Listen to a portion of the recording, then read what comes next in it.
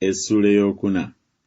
Kale baganda bange abaagalwa bennumirwa omwoyo, essanyu lyange era engule yange, muyimirirenga bwe mutyo okunywerera mu Mukama waffe abaagalwa. Mbuulirira Ewodiya era mbuulirira Suntuke balowoozenga bumu mu Mukama waffe. Nate era naawe muddu munnange ddala ddala nkwegayiridde obeerenga abakazi abo, kubanga baakolanga emirimu wamu nange mu njiri, era ne Kulementi n'abalala bakozi bannange amannya gaabwe gali mu kitabo ky'obulamu. Musanyukirenga Mukama waffe ennaku zonna, nate njogera nti musanyukenga. Okuziriikiriza kwammwe kumanyibwenga abantu bonna. Mukama waffe ali kumpi. Temweraliikiriranga kigambo kyonna kyonna, naye mu kigambo kyonna mu kusabanga n'okwegayiriranga awamu n'okwebazanga, bye mwagala bitegeezebwenga eri Katonda.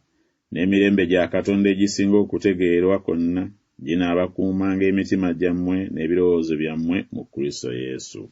Ebisigaddeyo abooluganda, eby'amazima byonna, ebisaanira ekitiibwa byonna, eby'obutuukirivu byonna, ebirongoofu byonna, ebyagalibwa byonna, ebisiimibwa byonna, obanga waliwo obulungi era obanga waliwo ettendo, ebyo mubirowoozenga.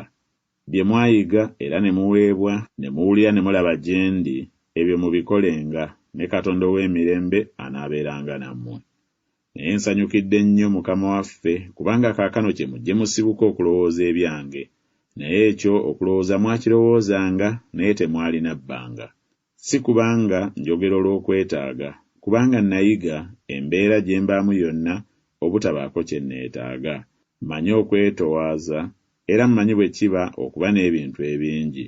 Mu buli kigambo ne mu bigambo byonna nayiga ekyama ekiri mu kukkuta ne mu kulumwa enjala, okuba n'ebingi era n'okuba mu bwetaavu.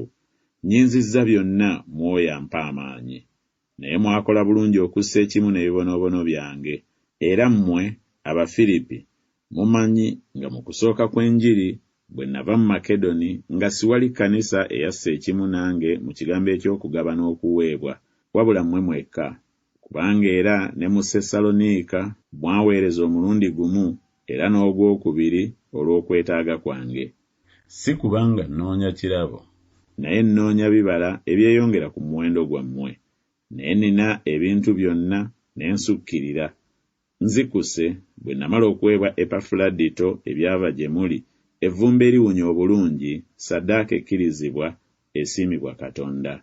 Era Katonda wange anaatuukirizanga buli kye mwetaaga, ng'obugagga bwe bwe buli mu kitiibwa mu Kristo Yesu. Era Katonda era Kitaffe aweebwenga ekitiibwa emirembe n'emirembe. Amiina. Mulamuse buli mutukuvu mu Kristo Yesu. Abooluganda abali nange babalamusizza. Abatukuvu bonna babalamusizza, naye okusinga ab'omu nnyumba ya Kayisaali. Ekisa kya Mukama waffe Yesu Kristo kibeerenga n'omwoyo gwammwe.